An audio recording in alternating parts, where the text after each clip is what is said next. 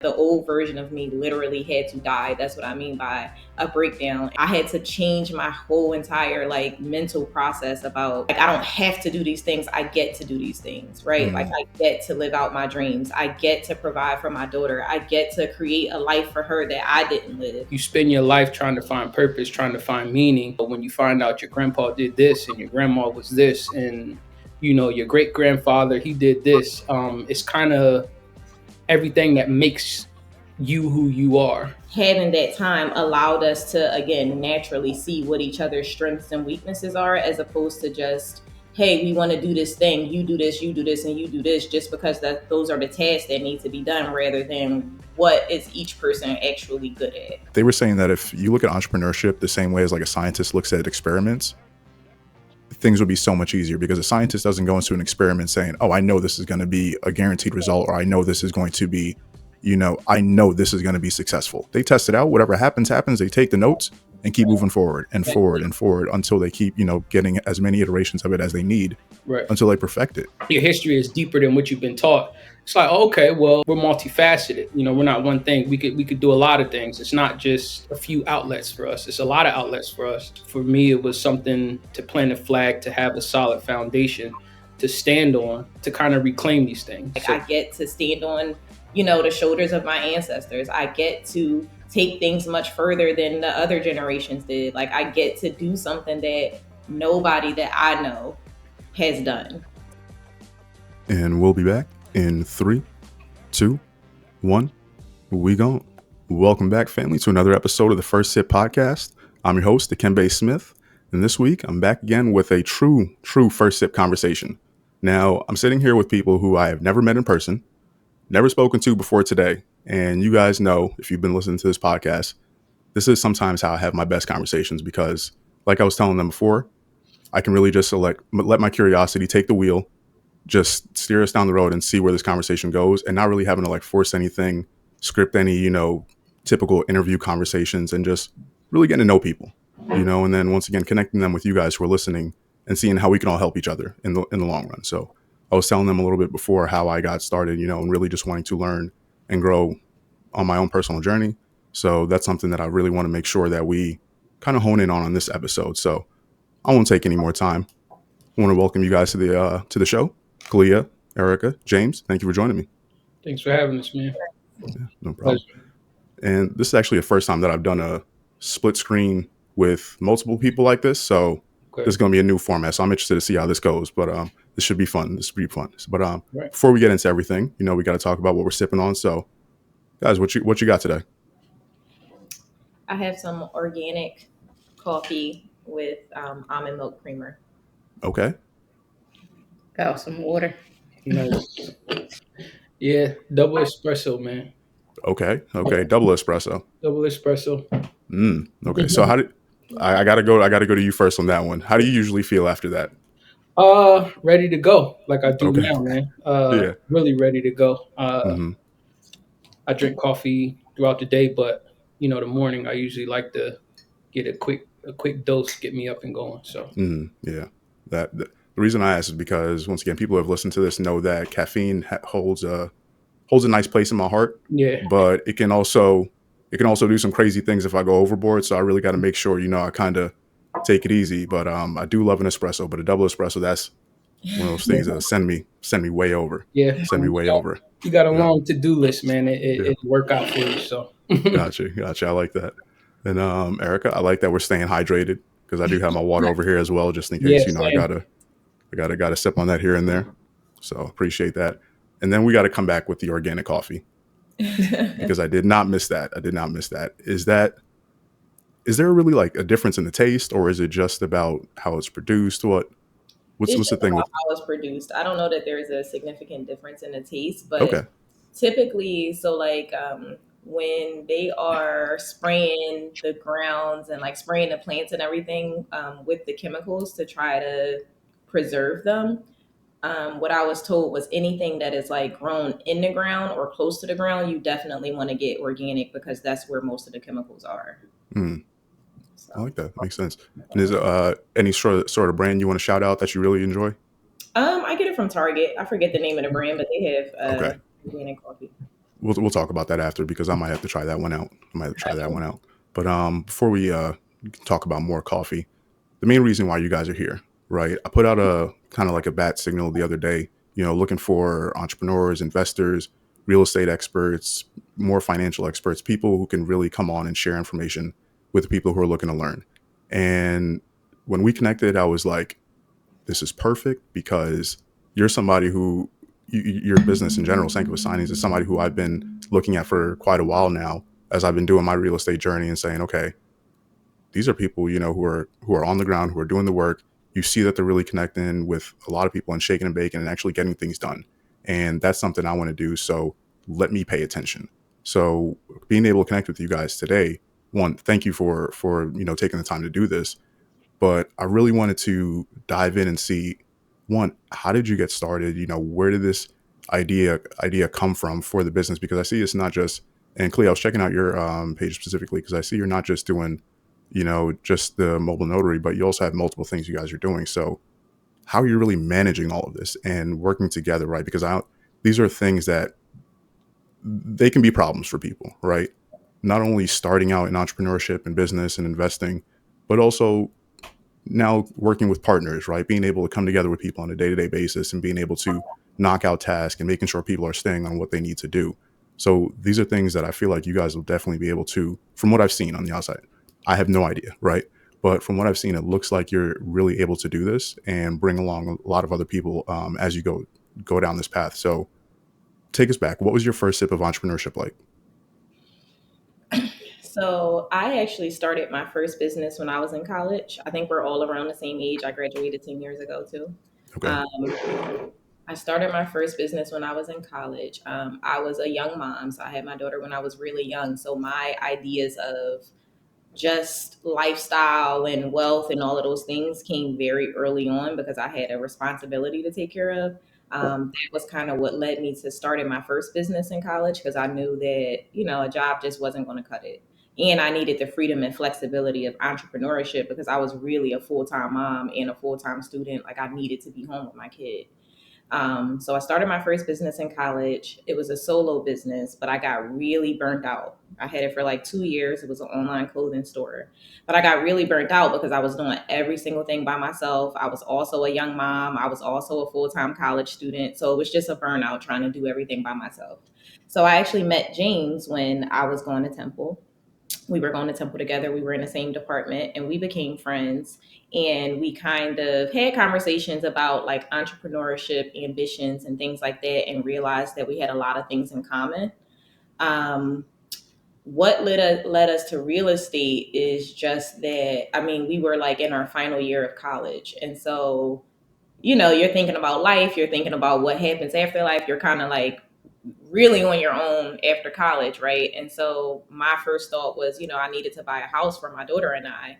And I didn't want to buy like a single family house because I still had this entrepreneurship mind. Whereas, like I said, I had an online clothing store, bless you, but I also went to school for cosmetology. I used to do hair, things like that. So I wanted to buy a house where it was like a commercial unit on the bottom. And I was like, oh, I can put a business on the bottom and I can live on the top, and that can help me pay for my mortgage. And like, that was what I was thinking. James and I had more conversation. We went to a Rich Dad Poor Dad, one of those like Rich Dad Poor Dad seminars on the radio. We went to one of those and we bought into the 3-day boot camp. So, you go to the seminar and then they upsell you at the end. We bought the boot camp. It was a 3-day boot camp. And we went and we spent the entire weekend like just taking a bunch of notes and everything. And initially, I know I specifically didn't really want to do it because I was like, okay, this is like running another business. I thought like investing in real estate, we can go buy a house, fix it up, sell it for 100,000, and I can kick back for the year, right? Wholesaling was not that. It was like, it was a job. It was exactly what I was just doing, running a business. So I didn't really want to do it. So we were going to initially do a flip. I think I was in grad school actually for a very short while, and I dropped out of grad school and I took my refund check from grad school, and that was what we used to invest in real estate. We were going to buy a flip, and then once we started educating ourselves, we realized we had no idea what we was doing. We was about to lose the little bit of money that we had. So we decided to go ahead and explore wholesaling. We figured that learn real estate without investing all of our money. So that was how we got invested in real estate. We were doing that. We started that in 2016. So we graduated college 2015. We started the business in 2016, like the top of the year. We were like doing everything behind the scenes to really build the infrastructure and everything. And that was when we met Erica. Erica was already wholesaling.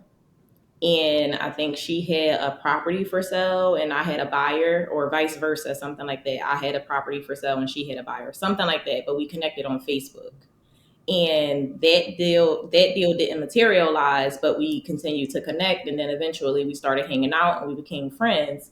And then I realized that Erica was really, really good at what she did, and we were good at what we did, and we literally found ourselves, like, we were hanging out as friends, and we literally found ourselves competing for the same deal. Like, somebody sent a deal out to both of us and we both had a buyer for it, and we were literally sitting next to each other on a couch, and we were both like sitting there trying to get the deal out. Bless you. And I got the deal. But but it was like, this doesn't make sense. Like, we're both really good at what we do, and we're friends, and we're literally sitting here competing. Like, let's just do it together. And that was how we decided that we will all do it together. But of course, it was, we by that point we were able to see each other's strengths. We were able to see, like, it wasn't just like we met each other off the street and we were trying to like do this together. Even with James and I, we had became friends, and we were friends for months and months and months while we talked about business ideas and things like that. So it was really important to get to know them as friends before we all kind of came together. But having that time allowed us to, again, naturally see what each other's strengths and weaknesses are, as opposed to just, hey, we want to do this thing, you do this, you do this, and you do this, just because those are the tasks that need to be done, rather than what is each person actually good at.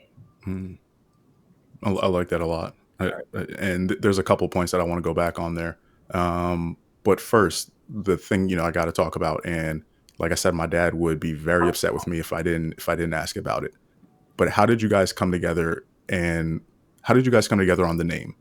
And if you could share that with the audience. Okay, so I guess I'll take this one again. Mm-hmm. Really? So, okay, James and I met in college. We graduated Temple together. And then I actually was a teacher for a short while after college. And I met another guy when we were in teaching training. His name is Joel. And we all came from how do you say, I guess the discipline we were studying was Africana studies. Okay. So we all had degrees in Africana studies. So we were all very like African centered, very pro Black. We were all kind of like in that era. And after we, realized that we were going to get into real estate and we were coming up with a name, literally, we all went away and we was like, okay, we're going to come up with some names. We're going to come back tomorrow. And we came together the next day, and then me and Joel, we both had he had a couple of names, I had a couple of names, and then literally we each came up with Sankofa. One of the names that each of us came up with was Sankofa, and that was how we knew that was the one. Wow. I like that a lot. And for the people who may not know, familiar with the with the name, and correct me if I'm wrong, but the actual meaning is to go back and get it right, or you shouldn't feel bad about having to go back and get what you've forgotten. Mm-hmm. So was there something that you guys felt like, that you felt like you were going back to get, something that you forgot along the way, or people who you wanted to bring along with you? Yeah. Khalia, you want this one or you want? Go ahead. I mean, so, and feel free to chime in, guys, if you want to, put your 2 cents in there. But I mean, it was really about the whole, the understanding that we had at that time. I know for me specifically, it was almost like you were living that in real time. Just being, going through a institution of systems of getting your education, and then reaching that point, and it's like, okay, there's more layers to peel back in terms of the knowledge of the world as it pertains to me, than what I've been taught, spoon fed, throughout my years of being educated. So like, it's simple to me, it's just as simple as being in your family, right? Understanding your family and where you come from, right? So like you spend your life trying to find purpose, trying to find meaning. Family is a great example. When you find out your grandpa did this and your grandma was this, and your great grandfather he did this. It's kind of everything that makes you who you are, right? So to me, it was like, okay, well, in the real estate sense, to kind of reclaim your identity, your purpose, in this world, both for ourselves, but to get the world on track, because as it pertains to, you know we would say, we were pro-black at the time, so we were doing it for our people.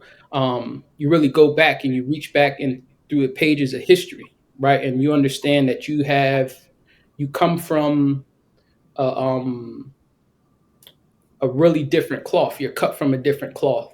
But a lot of times, just growing up in the world, in the society that we have, or that we grow up in today, that's not something that you get right away just from going to school. So kind of reclaiming your history, reclaiming your position from the knowledge that you get, because it's like, when you realize that, it's your history is deeper than what you've been taught. It's like, okay, well, we're multifaceted. We're not one thing. We could do a lot of things. It's not just a few outlets for us. It's a lot of outlets for us.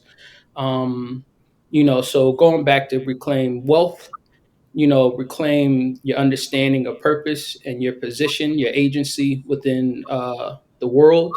Um, I think for me, it was something to plant a flag, to have a solid foundation to stand on, to kind of reclaim these things. So we use what we learned in the past, as we try to build the future in the present, and let that guide us. The past help us guide the present so that we can build the future that we see.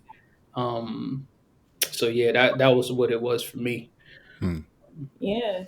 And to add to that, I think you said it great. The last point, that is one of the literal translations of Sankofa is to, so it's depicted, there's a few different interpretations of it, but it's depicted as a bird that's facing forward with his head backwards and has an egg in his mouth. And the meaning is that we learn from our past to prepare for our future and at the same time leave a nest egg for those coming behind us. Right. That's the literal translation of what Sankofa meant to us. And then also the literal translation of going back to fetch it. A lot of the wars, a lot of like history, a lot of like everything has been over what? Land and Mm-hmm. territory. Mm-hmm. That's real estate. Yeah. So for us, it was like, okay, so what's this thing about real estate? What's this whole thing throughout world history has always been about real estate. So for us, it was like, okay, let's go back and, reclaim what's ours, right? There was land that was taken from us. There was land that, you know what I mean? So all of those things were folded into why we chose Sankofa as the right name. Hmm. I love that so much. And the one thing that really stood out to me, especially James, when you were talking there, was the idea about how family really was so important to you because, as I was telling you before, I work with my family, Mm-hmm. with real estate, with our vacation rental. And the thing that keeps standing out to me is just how strong of a bond it is and how, like you were saying, about how much purpose you really find, like as you're going through your day to day, being Absolutely. able to work with these people, not only who raised you, right, but who Mm-hmm. provided so much, like who you love, and not have to worry about like doing crazy, one-off like things to you that you might worry about, like going into your normal day job. But it it really like hit me when you were talking about that purpose because, like I said, as I get older, as I continue to talk to my parents more and more, and I continue to work with my dad on these things, I'm realizing now like how much we can do Mm-hmm. if we keep doing what we're doing. Absolutely. And it is, but I can't say that it was easy for me in the beginning Mm-hmm. Mm-hmm. to deal with that responsibility, Right. and to come to grips with, wow, you could really do something here. It may not be because I'll tell you, just 7 years ago, right, when I was sitting there at the bank, it was not on my vision board. It was not on my to-do list, right, to sit there and want to work with my family more and more and to want to do these things. No, in my mind, I wanted to make enough money to go off, and keep doing fun things with my friends and live that life. Mm-hmm. So when you guys are telling me that, you graduated college, and I know you were saying, Khalia, you had some life responsibilities. I know you guys had responsibilities that were going on, and I just want to, kind of hone in on that too, because I know there's people listening right now who we try to avoid these responsibilities sometimes. And if we really just say, okay, let's just take this and run with it, because this is maybe the thing that, like, the catalyst that'll push us to where we need to go. We can help our family. We can help our friends. Think of how many people we can help along the way if we just do what we need to do. Right. But like I said, when I was sitting back there, even certain days still to today, right? You sit there and it's like, I don't want to deal with all this. So Mm-hmm. how do you guys deal with the weight of that responsibility of what you're taking on? Great question. That's a great question. Great question. I know I've gone through transformations. Like, I think that it's just life and evolution and just the process of growing up and growing. Mm-hmm. But I've definitely gone through transformations. It was very hard becoming a mom as a teenager. And that was the first time I was like, wow, like I really had to, like, come to grips and like take on this responsibility. Like, okay, I'm a mom. Like every single thing that I do has to be for her. Like I have to Mm-hmm. make sure that she's set up in such a way. So at that point, I didn't really have a choice. I kind of just had to, like, I had to go and I had to embrace it. I think another pivotal moment for me was when I graduated college. I was like, I think I turned 25 maybe the next year, but that felt like I often describe it as like I felt like I had like a mental breakdown during that time, but it was a breakdown to like rebuild. I definitely felt the weight of like, okay, now I'm on my own, I'm graduated, like, but I also have this kid and we started a business, right? So like the weight of those responsibilities was crushing sometimes. Like mentally, I had to literally die. Like the old version of me literally had to die. That's what I mean by a breakdown, in order for me to like, I had to change my whole entire like mental process about, I don't have to do these things. I get to do these things, right? Like I get to live out my dreams. I get to provide for my daughter. I get to create a life for her that I didn't live. Like I get to stand on, the shoulders of my ancestors. I get to take things much further than the other generations did. Like I get to do something that nobody that I know has done. So it was definitely a lot of like dying that I had, that like in shedding that I had to do of like the old version of me, my old mindsets, my old habits, all of those things. And just a total rebirth of I had to embrace it. It was times when I was like, I don't want to do this. Like this is too much. You know what I mean? It's a lot of responsibility. I don't want it. And I don't know. I had to wrestle with those thoughts, and then ultimately just like, I don't know, develop like a winner's mindset where it's just like, okay, like you got to overcome this. And then I started changing my mindset and just changing how I saw it. Yeah. That was my experience. Yeah. Yeah, I mean, I would say what I wanted to say, like the whole concept of Sankofa, I see it as a like a continuum. So it's not that you just read a book and then it's like you said. To Khalia's point, it's like it's a consistent effort. You're consistently reaching back as you go forward, trying to change, trying to evolve, trying to grow. Some days are better than others, where it's like, the weight is heavy and then, you carry it on. It's kind of like entrepreneurship where how you hear people explain it. You think it's like a linear path and it's not. Like, you're up here, you're down here, it's peaks and valleys, you know what I'm saying? But I think the importance of it all is the growth, right? Constantly sculpting yourself into becoming who you need to be, for yourself and for others, mainly for yourself.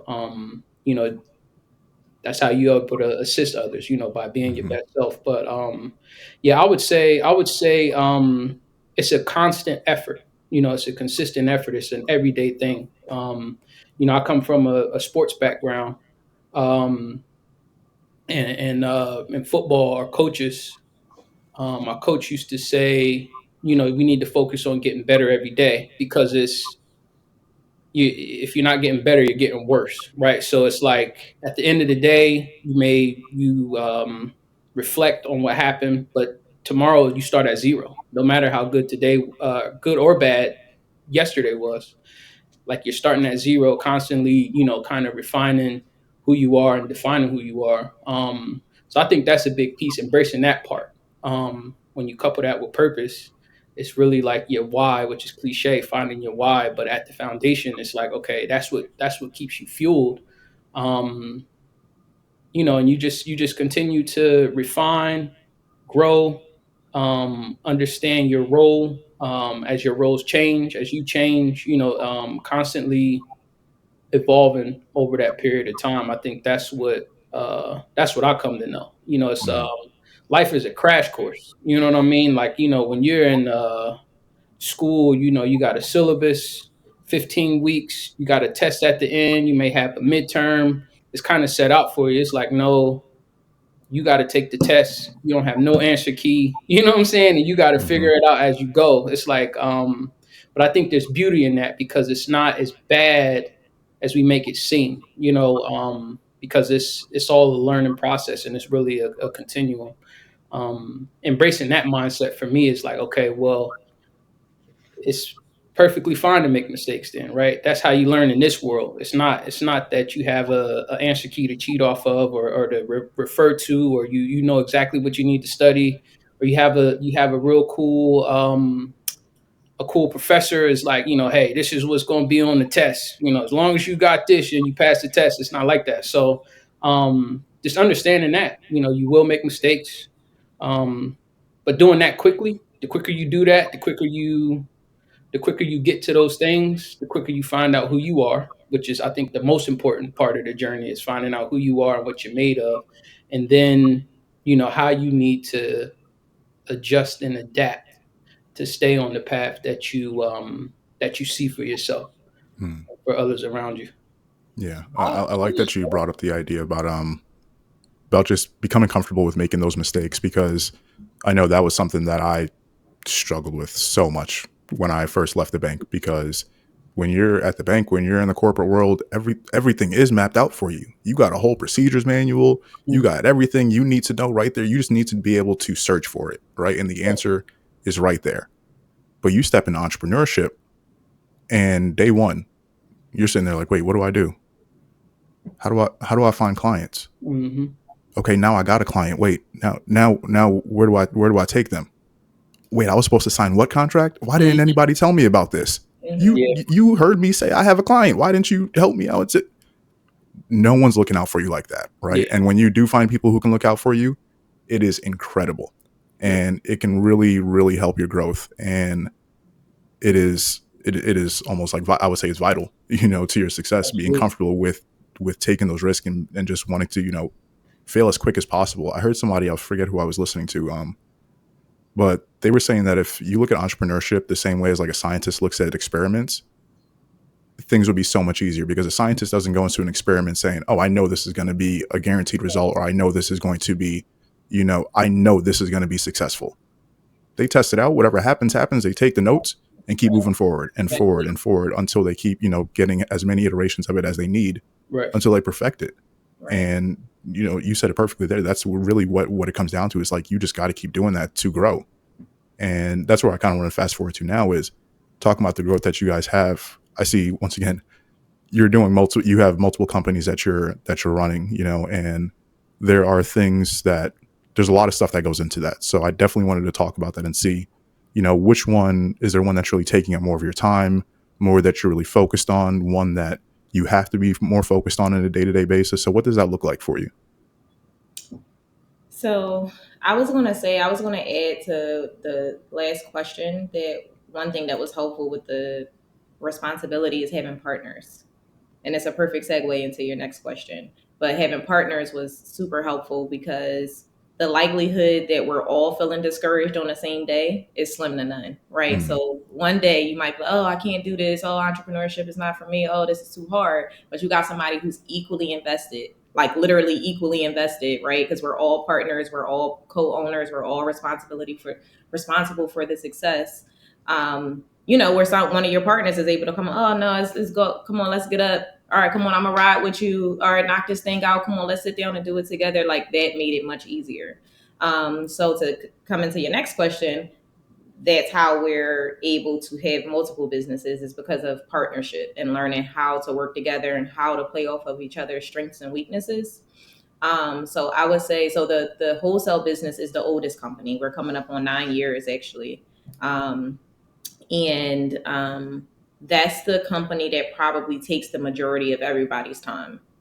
It's the largest company, most profitable company, and it's the most robust in terms of like systems and processes and steps. Like there's all these moving parts that have to happen all of the time. Like you have to do all of these things to like find a property, find the owner, get the owner, like talk to them, negotiate, get the contract, sell the contract, go through title, right? And like that could be a whole nother world in and of itself, depending on like what's going on. We've done quiet title action. Mm-hmm. We had to like battle the city for stuff. We had to like we've done almost it all, right? That's a whole nother thing. And then you have to do that over and over and over and over and over again to produce the same result, right? So that business is the most robust. But again, it makes us the most money, requires the most time and the most people. And then from there, we started the junk removal company. So maybe 4 years in, we started the junk removal company. That's probably my favorite company. I think everybody has their own opinion on which one is their favorite. That's probably my favorite company, just because it's quick and simple. It's but still fairly profitable. We started junk removal, then we added demolition services. We do cleaning services, lead dust testing, and permits and licensing. So we were able to do those things again. Process, I would say, here's the key things: processes and systems. The same way you said you walked into a corporate setting and you had every single thing, all of the answers were like you knew your processes, you knew where to go to find the answers. Like that's what processes and systems are. That's what your business needs. So having that in each company is helpful. Having partnership as far as owners, but also having great vendors and I guess they're employees. I mean, they're 1099 contractors, but having good employees as well is what helps us be able to do that. And then from there, we started the mobile notary company. So it's so funny because a lot of people know me as a mobile notary, and I'm like, that's the youngest company we had. We probably maybe 5 years into that company and almost 10 years into our wholesale business. Gotcha. But even with that, now I have a ton of agents on my team. So now I very rarely have to take appointments at all because I have a team of agents who can take appointments. I have a team of agents all over the US.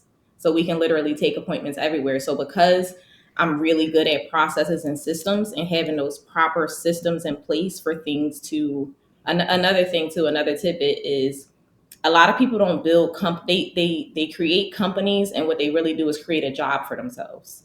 Very few people know how to create a business to operate in such a way that it can run without you, right? Think Target, think McDonald's, like these people that where they can go and be on vacation and their business is still their business, or they can die, right? And they're like, I don't even know if Ray Kroc is still alive, the McDonald's, the guy who started McDonald's, right? But McDonald's is probably never going anywhere. Nope. Probably never going anywhere.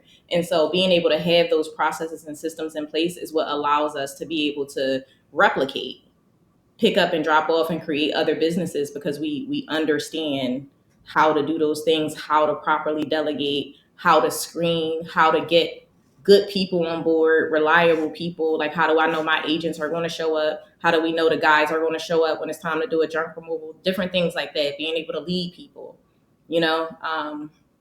I would say those are all of the things that allows us to be successful. And again, knowing how to leverage each other's strengths. So like Erica's really quiet, but because Erica is operations. Erica is the person who's making sure the trains are leaving the station and they're leaving on time and they got every single thing that they need. So she's more of an action person. She's more of like, did you do this? This has to happen. This has to happen. Like, she's more of that person. James is our finance guy, finance and sales. He's really good with numbers. He's really good with formulas. He's good with offers and like negotiations and sales. And like, he's kind of cheap, so he stop us from spending all the money. But that's a good person that you need. You do that, yeah. In your money, right? Somebody who counts the pennies. No matter how much money we have in there, they're still like, no, you spent $3 over. No, let's see if we can get that cheaper, right? So somebody who's like really, really good with that. And then I'm kind of systems and processes person. Like, here's all of the steps that we need to do. Here's the softwares that we can use to support. Here's here's where we can delegate it. Here's where we can make this simpler. We need these key people on our team. Let's do this podcast, right? Mm-hmm. Like, doing kind of the key, larger opportunity things. So leveraging our strengths, knowing each other, that's what allows us to be able to operate. Yeah. So James, were you about to say something? Well, yeah, I wanted to just piggyback. I think with me, just with us bringing our brains together, I think the most like genius thing that was realized was that the companies that have been created all serve the same. They're all within the same industry. I don't know if I put those pieces together until I actually saw it happening. But when you have a client or a customer that's looking for a specific thing in terms of, like, let's say, for example, wholesaling the deals, right? How streamlined that process can be in terms of service. It's like, okay, well, now we know, like, the first step to a rehab project is, clean out and demo, right? So then you get to service that client again, and then, that client, well, even before that, if you back up, this client may not even be able to make it to a title company, right? So then you have services where they can stamp documents and you can go meet them and, put these pieces together. So, like, I think that was something that was created, that was realized, that helped us kind of branch off, because it's like, it's not like, okay, I'm selling houses and I'm selling clothes, right? It's not reinventing the wheel right now. It's like, no, I'm selling houses, and then I'm helping people clean out those houses and demo those houses, and then if they need permits, we shooting down there. So, like, really understanding our clients, the full spectrum of your clients' need. It's just like, I mean, that's business anyway. Like, if you're not helping somebody solve a problem, or providing some service to help their life, make their lives easier, that it's really about the service at the end of the day. So I thought that was very genius to be like, oh, wait a minute. You know what I'm saying? They don't just need deals. They need permits. They need, lead tests. They need clean outs, junk removals, demos, the list can go on and on. They need financing. Like, as we grow, it's like, okay, well, how can we pivot to make some of these things that, but I think getting an understanding of that, and then, like Khalia said, understanding the business side of things, like not just creating a job, but like actually putting business to these services, I think has helped a great deal, in my opinion. Yes, that's a very, very, very great point. I forgot to mention that I think it's so important for entrepreneurs. So important. I would say, like, probably top 3. Can't say number 1, but definitely top 3 is definitely understanding your clientele. 1,000,000%. Like, I think that's like a key, like a juicy secret to business is I don't care what you sell, what service you provide, what product you sell. You have to understand your clientele through and through. Like, I think I would like to say that our customers' experience when they're doing any kind of business with us is like a white glove service. Like, we like to say, it's like like that warm towel after you've had that's the Sankofa experience, right? Because we understand our customers through and through. We know how to solve their problems before they have to mention it. that's what you want your business to do, right? Like when you walk into a fine dining restaurant and they come over and they pull your seat out and they put your napkin in your lap for you, and they start doing things that you didn't even think about. They start doing things that, you know what I mean? They come with a little silver thing and scrape the crumbs off your table. You know what I mean? Like things like that you didn't ask for, you didn't think about, but it adds that gesture that you didn't even know that you needed. They come over with a warm towel after you've done. You didn't even realize that you needed these services, but because they studied you through and through, they studied their customer, they know exactly how to cater to their customer without their customer even saying anything. That's the experience. That's the difference. That's marketing.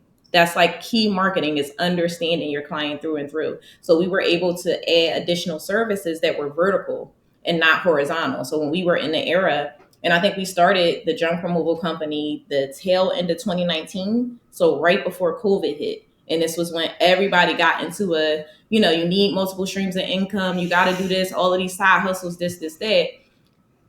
One thing that made us really stand out is that we were vertical and not horizontal. So like James said, we're not selling houses and selling clothes. We're like this same one customer. I can close your deal for you. I can sell you a house. We can clean it out. We can demo it. We can clean it when you're done. We can get the permits. We can do the lead dust testing if you're going to rent it out. Right. So every single thing that we're doing is catering to this one specific client. So that's definitely a key. Yeah, I love that you brought up the idea about the vertical integration with the ideas, because you really knocked out the park. You were spot on with the couple years ago. Everybody was saying you need multiple streams of income, and of course, what did my overcurious self do? Start studying every stream of income, right? So I went out there. I was like, oh, let me start learning about this. Let me learn about that thing. Let me learn about that thing, all while still trying to build my real estate business, right? And do my day-to-day work. And it just gets so distracting. You're all over the place. You're not really focusing and understanding who it is you need to be serving at the end of the day. And that's one thing I wanted to ask you. Well, two things. That about like really understanding your client and how somebody can go about like practically trying to study, and understand who their client is, because sometimes we get the client and then that's when we're studying who it is that we're working with. So is there any tips that you have for somebody before they maybe step into it? Not saying they want to take up too much time before they really start working with and servicing people, but what are some things, maybe some tips, any resources you have out there that can really help people say like, okay, I can get a better understanding of who that like avatar or who that client is that I need to be reaching out to? Good question. Because I will say, I think that we did realize that in hindsight. I don't think that we understood it fully when we first walked into it. It was over time that we realized like, okay, we're servicing real estate professionals and this is where they are and this is what they do. There's a book that I love. It's right behind me. It's called Traction. That's like business Bible, right?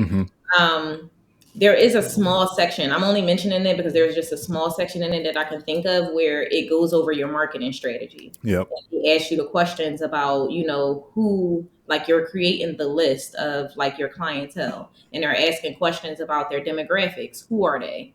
Right? Are they men? Are they women? How old are they? What's their religious background? Where do they live? Different things like that. Who are they? And then it's what are they? Some of those same questions, right? Black, white, whatever. And then it's where are they, right? Then you start to think, okay, if I'm servicing, if I say I wanted to start a construction company or something like that, and it's either you're going to go after maybe real estate professionals or homeowners, right? You're going to say, well, where are they? If I want to do kitchens and bathrooms and I'm like homeowner, okay, where are the homeowners? Maybe they're in Home Depot. Maybe they're in, you know what I mean? Like homeowner stores. Renters are not likely to be shopping at Home Depot for things. You know what I mean? So small things like that, thinking about, well, where can you find these specific people? Those questions will start to help you understand how to market to them based on who they are, where you can reach them, what they are, what do they like? Another question that they ask, what are their needs? What do they care about? That's a big one. That's it right there, because that's what your business needs to service. Forget who they are or whatever. What do they need?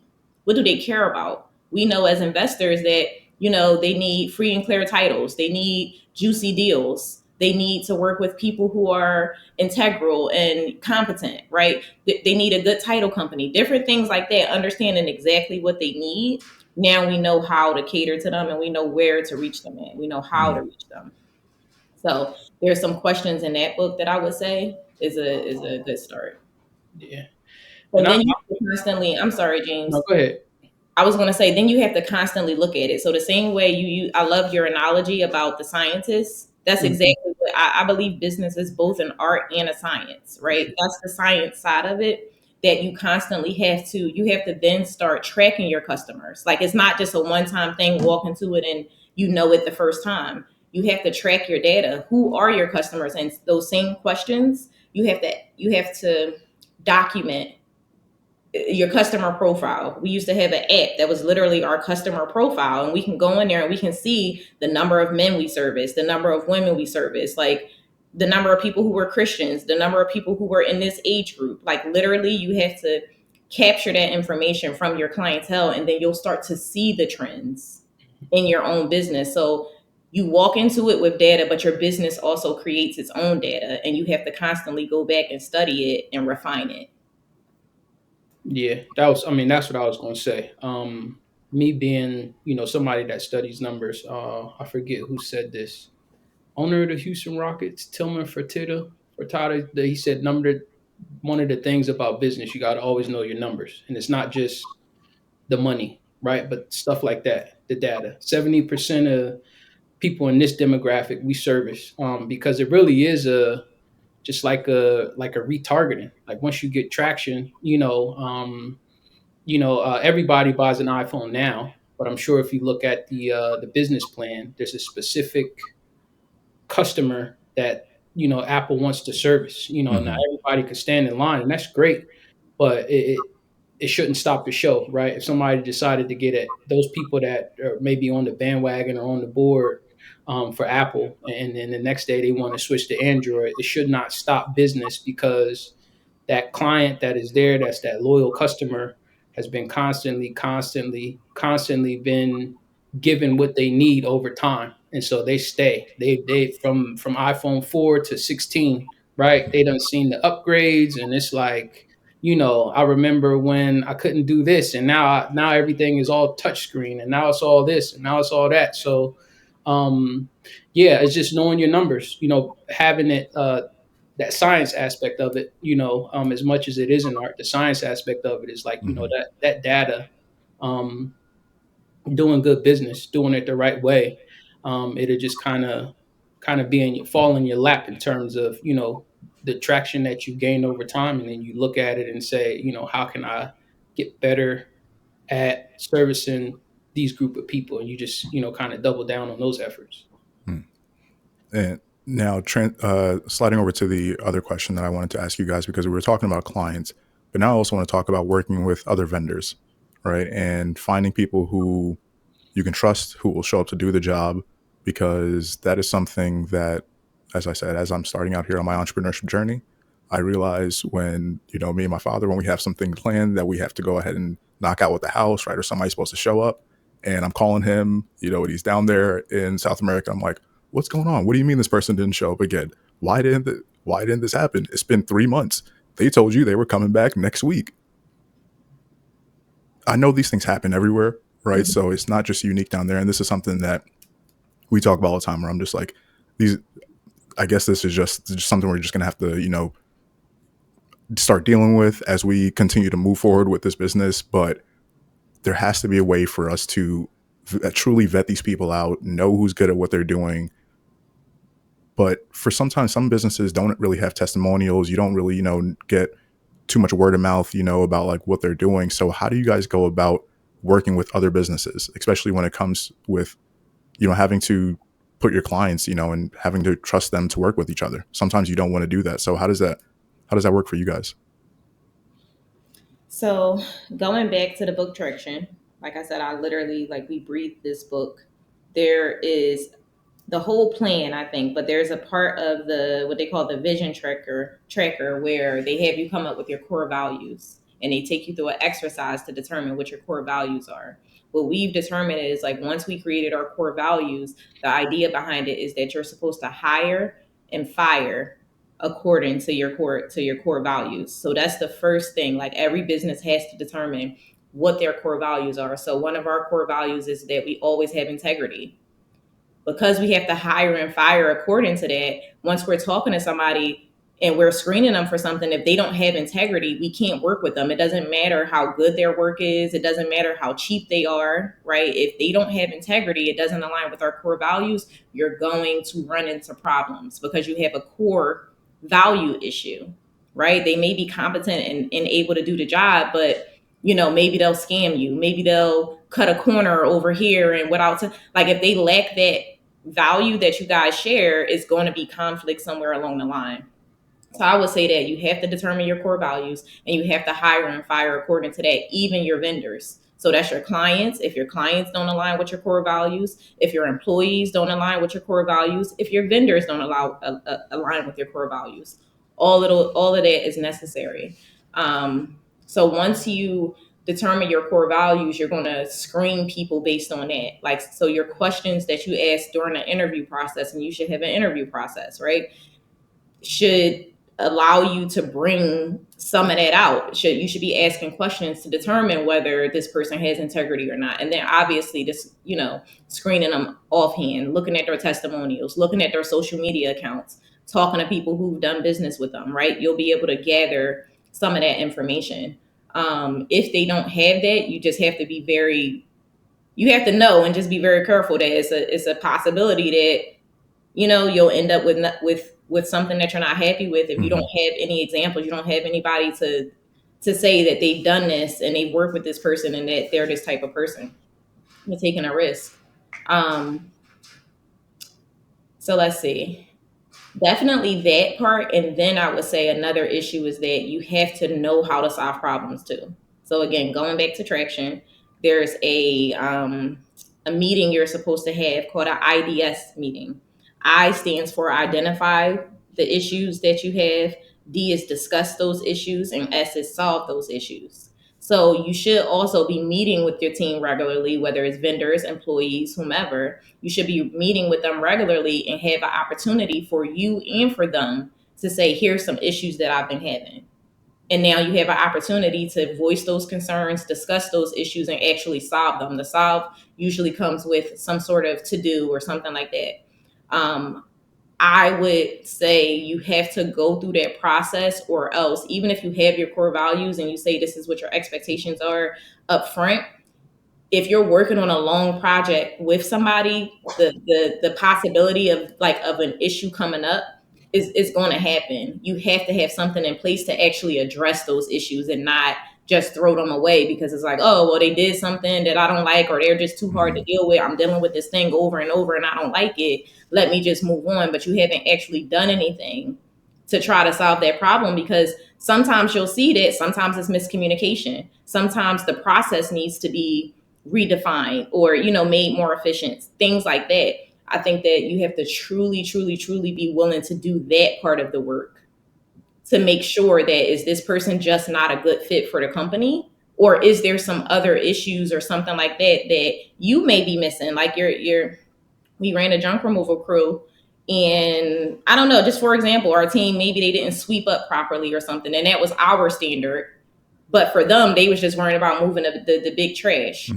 Once we got into a meeting, we were able to actually discuss that and say, here's what the expectations are. Here's some examples of pictures that we like. And they were able, oh, okay, all right, I see what you're saying. And here's a system that we'll have in place. We'll send before and after pictures and allow you to approve it before different things like that helped us actually solve the problems, as opposed to saying, oh, these guys are not detail oriented, even though it's something we care about. Let's just move on and find somebody else. We actually gave the opportunity to be able to work through issues. I want to stay on that point there about giving the opportunity, because that's something that we talk about as well, where you might be bringing on somebody who this might be their first, once again, their first step into what it is they're doing for work.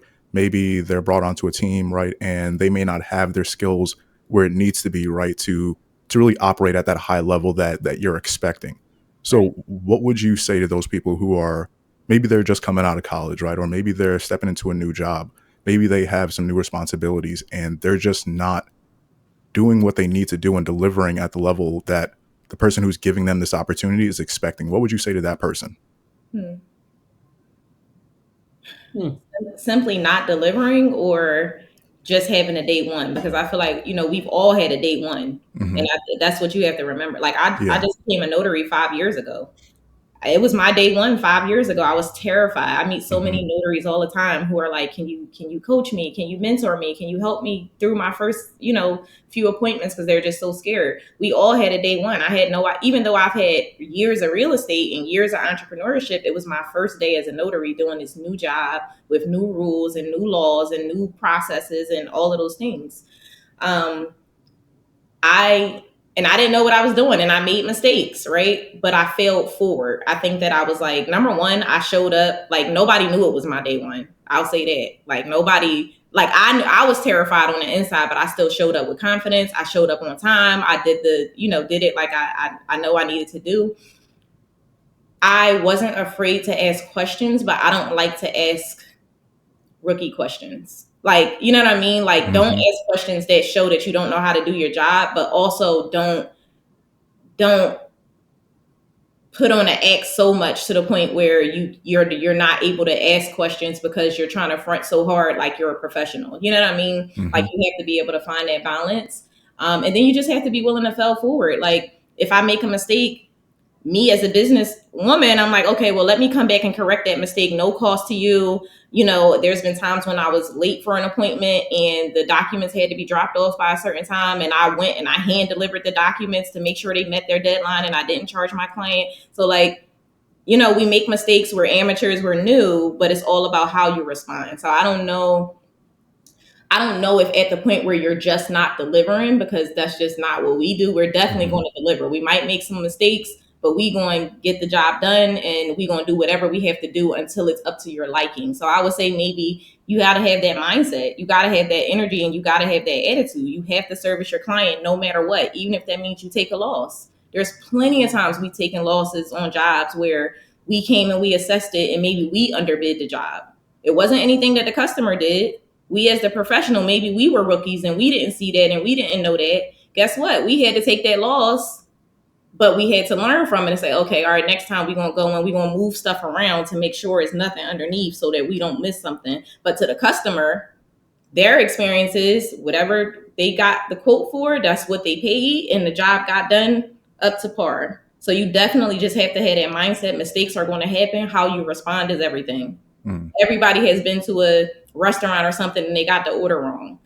How does that place respond? Is it, oh, well, I don't know what to do, or you still got to pay, or whatever, or is it, I apologize, let me make you a fresh plate, You're more likely to like come back because everybody's going to make mistakes, but are they taking accountability? Are they making it right? Are they, servicing their client to the highest possibility? So that would be my advice. Like you got to have that beast mindset. Like you got to take care of your client. You got to make sure that they come back, even if that means you taking a loss this particular time. And a lot of small business owners don't want to do that at all. Like they're very afraid of taking losses, or if they take a loss on this one, they got to make it up on the next one.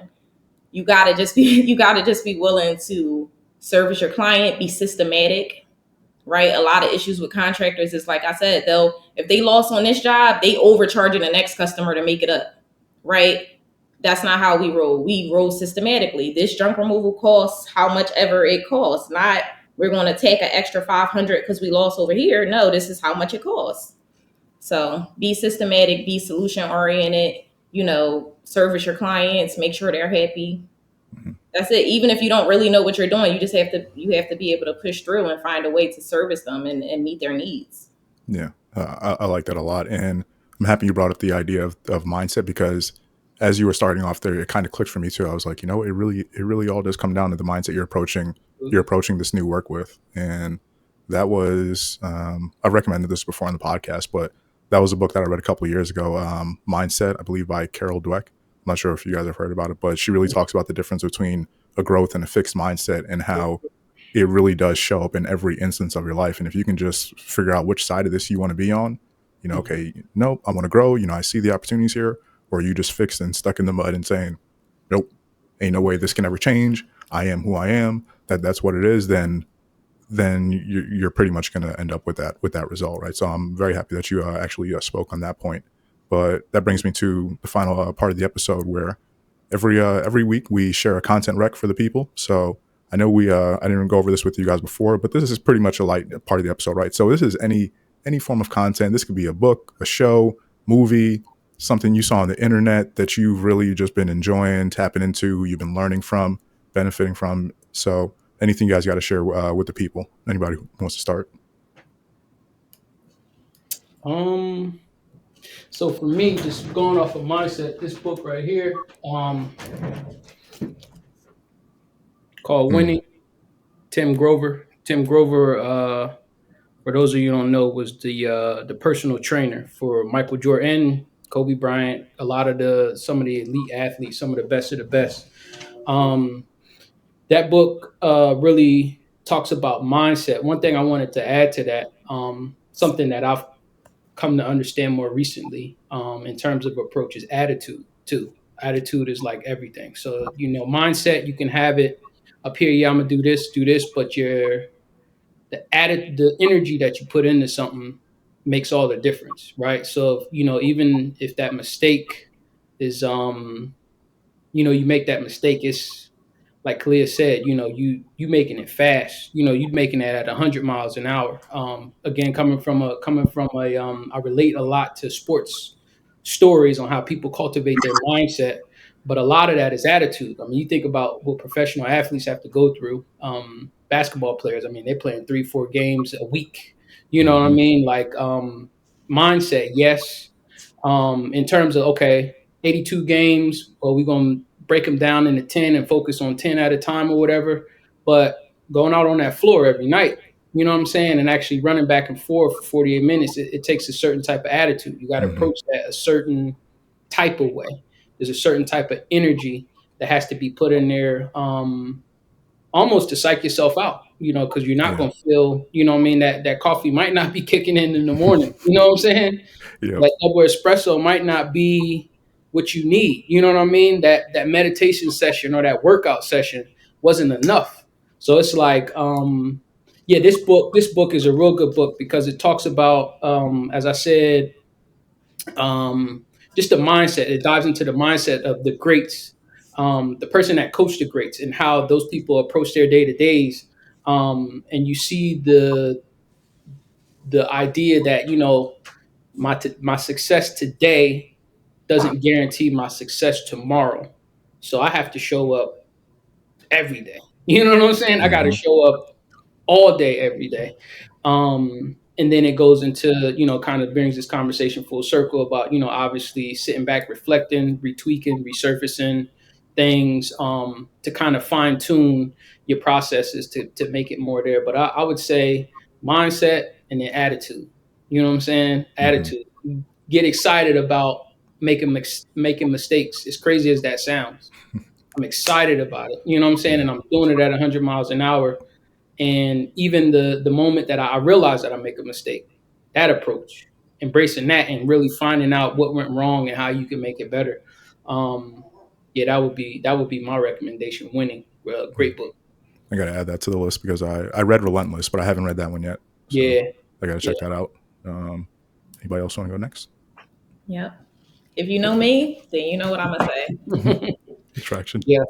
And profit first. Yeah. Profit first. These are my business Bibles for sure. We use them in each business. And it really just helps keep us on track, keep us focused, setting objective goals, reaching those goals, managing everything, systems, processes, everything. So these are definitely books that I live by in business. If we want to keep it business, I will also say the E-Myth was a game changer for me. I read that before I read these. There's a book called The Pumpkin Plan that is also written by the person who wrote Profit First. Okay. That is that's a great book. That is actually about how to build your biggest, best client, how how I should have said that. I didn't think about it. How to determine who your target client is and how to replicate that client over and over and over again. That was a book that we used that helped us understand our clientele and help us create other businesses to service that same client. 100% the pumpkin plan. I definitely got to add that one too, because I read Profit First. I love Profit First. Love it. Traction, I got like halfway through that one. Got to finish that one off. That's why I was looking back. I was like, yeah, I got that one on the list. But definitely gonna check that out. And Erica, do you have a recommendation for us? Yeah. So it's a podcast that I listen to. Serendipity by Inky. I love that. Yeah, it's real good. It's about definitely mindset, perseverance, all of that good stuff. Definitely check it out. Yeah. That's the one with Inky Johnson, right? Yep. Yeah, Nice. yeah. Yeah, Inky is a Yeah, I love Inky. Inky is one of those people who dynamite, man. you can listen to him. Sometimes I'll be sitting there scrolling, like I probably shouldn't be scrolling on social media, and then I'll hit one of his videos, and I'm like, all right, put the phone down, Dekimbe. Time to get back to work. Right. So I gotta go. Yeah. But and then I have one more. I don't mean to. Yeah. No, go right ahead. From my financial folks, one that I stumbled upon recently was Warren Buffett and the interpretation of financial statements. So what this did for me, this is obviously talking about from the great investor that he's been, how he analyzes a business. But a person that runs a business, you know, I'm sure, and I don't know if y'all think differently, if Warren Buffett offered us some money to invest in, you know what I'm saying? Like if he was able to look at our financials and be like, this is a company I want to invest in, I'm all for it, you know? So it gave me a perspective on what to, from like an accountant standpoint, from a finance standpoint, what to pay attention to on your financials in terms of your operation, matching your operation with your financials to really identify what's a healthy business. You know what I mean? Like what's a real healthy business from an investor's mindset. So that's kind of worked twofold for me, you know, because, you know, as you invest in other companies and look at financials, you kind of take pieces from that book, but also from a company that you operate and producing financials. It's like, okay, this is how we can get stronger on paper. So should we go out and say, hey, you know, or have an opportunity where somebody wants to be an investor and give us money and look for a return, we can have strong numbers that reflect a healthy, competitive business, you know, business that has a competitive edge and it has an identity to be around for a long time. So that's one it's a gem. It's a quick read, you know, it's a real quick read, very simple, but it gives you a full scope of accounting from an investor like Warren Buffett's mindset. Like, what am I looking for? Yeah, I definitely got to check that out because that's something that me and my dad talk about a lot as well, because we know, especially in our community, right? Sometimes when we set up our businesses, we're just operating and we're not looking at those other things, right? You said on the financial report. I'm not sure the specific things they covered in there, but you know, things that we may not think about, like your customer acquisition costs, your cost of goods, right? Like all these different things that are just like, you just look at it as like line items and it's like, yeah, they're there, but we're not seeing the importance of when somebody might want to step in and say, oh, let me help you, you know, infuse some cash into your business, or you want to start hiring people. So now you need to go out and start getting loans or investments. We really don't understand these things. I didn't understand these things. And when I hear recommendations like that, I'm like, I got to go ahead and read that, right? Because it's only going to help me in the long run. And like we were talking about before, there's no curriculum or course, you know, that will show you every step of the way about how to be successful in entrepreneurship and business, in your personal growth. So anytime I get recommendations like what you guys are recommending there, I definitely take them to heart and say, okay, I'm gonna go and run with these things. So I appreciate you guys recommending those. But to finish off, I'm gonna go ahead and give my content rec of the week, which is right in line with the mindset as well, like we were talking about before. But I don't know if you guys are familiar with David Goggins. Oh yeah. Yeah. So I'm rereading his book, Never Finished, right? Because we're right around that time, moving into a new year. This is usually where me and a few of my friends kind of go into, you know, that mode where it's like, all right, get into that dark place, get ready to just work on yourself, get ready for the spring, put your head down and just get after it. And over the past couple of years, I've realized that the winter has been a serious time for me where my energy just goes downhill, my mood, right? Everything just falls off a cliff. It's getting dark at 4:30. You're really not there anymore, right? And I'm just sitting there saying, okay, this is the time of year where I gotta buckle down and just keep pushing myself and challenging myself physically more so than mentally, because I'm always racking my brain probably too much, just thinking about way too much. But on a physical side, that's where I know I'm starting to sit around too much, not really doing things and pushing my body the way I need to stay healthy throughout this time of year. Right. So this is something, it's a part of like a collection of books I read right around this time of year that I'm like, okay, I'm going to go through these things because they really do get my mind right so I can push myself physically. So rereading Never Finished, once again, if anybody hasn't checked it out, definitely check it out. If you understand David Goggins, if you don't understand David Goggins, read his first book, Can't Hurt Me, and then go on to the second one, Never Finished. But it's good stuff. Good stuff. Awesome. Anything you guys want to sign off with? Anything we didn't go over that you want to say to the people? Just don't stop. Stay in it. Hold true to your vision. Like, create the vision for your life. Believe in it. Work backwards to achieve that, and just don't stop. Don't give up. I like it. I would say, just it's important to find out who you are, what makes you you. I think that's a part of the mindset, the approach, right? So a person that never quits, they can't be defeated, or a person that's super, cerebral and analytical. If that's your thing, you find your thing and you let that be the base of who you are, and then remain coachable throughout everything else. But a person that's not going to quit, it's going to be hard to beat if it is even impossible, if it is possible at all. So find it's important to find who you are at your base, and then you can be coachable and build yourself up. So well, I don't think we can end it off any better than that. Guys, I want to thank you again for joining us today. Appreciate it, man. Thank you. Yeah. Yep. This was good. I feel like there's a lot of practical information, but I definitely learned a lot about you guys. But there's that practical information that I think anybody who's listening to this will definitely be able to take something away and say, okay, let me look at what I'm doing right now. Let me think about how I'm dealing with my responsibilities. Let me think about how I'm dealing with my business. Maybe there are certain things I can kind of sharpen up on, or just some things I can start exploring to get to that next level. So thank you guys for breaking down all this information. Thank you guys for listening and tuning in, for coming back week after week. Really do appreciate you guys. But until next time, stay tuned, stay curious, and as always, enjoy your first sip.